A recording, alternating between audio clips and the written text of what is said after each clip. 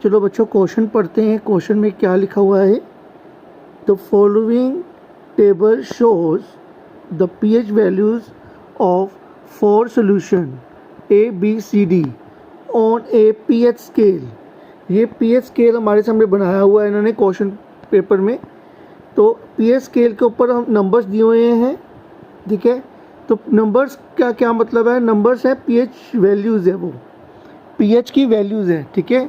वो pH value हमें ये बताती है कि कौन सा जो सोल्यूशन है वो एसिड है, कौन सी सोल्यूशन बेस है, कौन सी सोल्यूशन न्यूट्रल है, ठीक है। तो ये मैंने आपके लिए यहाँ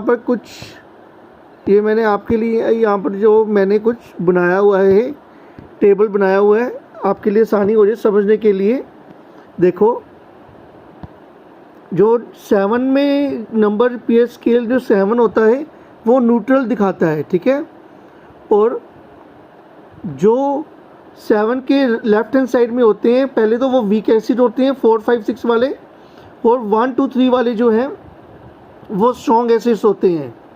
जो एसिड्स होती हैं इस तरफ से इंक्रीज़ होती हैं, ऐसे जो बेस होते हैं वो इस तरफ से इधर से इंक्रीज़ होते हैं, ठीक है, स्ट्रॉन्ग होते जाते हैं। जैसे जैसे लेवल उनका बढ़ता जाता है वो बेस जो है स्ट्रॉन्ग होते जाते हैं। और एसिड जो है, जो हमारी एसिड है, ठीक है, जो हमारी एसिड है वो उनका जब pH लेवल घटता है तब वो स्ट्रॉन्ग होती हैं, ठीक है। चलो इतनी सी बात होगी। अब देखते हैं ABCD जो है सोल्यूशन जो है उनका pH लेवल नंबर क्या है, तो अभी हमें पता लग जाएगा, ठीक है। ए वाली सोल्यूशन जो है वो वीक एसिड है। क्योंकि वो स्टार्टिंग में है, यहाँ से उसका है तो वो घटी हुई है तो वो एसिड ही, मगर वो वीक एसिड कहलाएगी, ठीक है। और बी जो है बी न्यूट्रल है क्योंकि उसका जो pH लेवल वो 7 है। सी जो है वो स्ट्रॉन्ग बेस है। स्ट्रॉन्ग बेस क्यों है? क्योंकि उसका pH लेवल बढ़ा हुआ है। जिसका pH लेवल बड़ा होता है, ज़्यादा होता है, वो स्ट्रॉन्ग बेस होता है, ठीक है। और pH लेवल सबसे कम किसका है? डी का है। सबसे कम वाले को हम स्ट्रॉन्ग एसिड कहते हैं, ठीक है। और सबसे ज़्यादा वाले को हम क्या कहते हैं? Strong base. और सबसे कम वाले को हम स्ट्रॉन्ग एसिड कहते हैं। तो अब हम देखते हैं हमारा जो हमने लिखा है आंसर में क्या क्या लिखा हुआ है। देखो, हमने कंक्लूड कर लिया है जो ए थी वो वीक एसिड है, जो ए है वो वीक एसिड है, और बी जो है न्यूट्रल है, सी स्ट्रॉन्ग बेस है, डी स्ट्रॉन्ग एसिड है।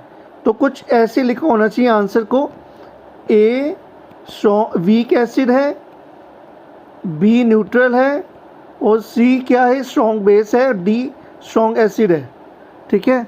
तो ABCD ऐसे लिखा होगा क्वेश्चन आंसर में, वो वाला आंसर ठीक होगा। चलो देखते हैं आंसर में किस कहाँ पर ये ऑप्शन है, ये वाला ऑप्शन, ये ऑप्शन है, ठीक है।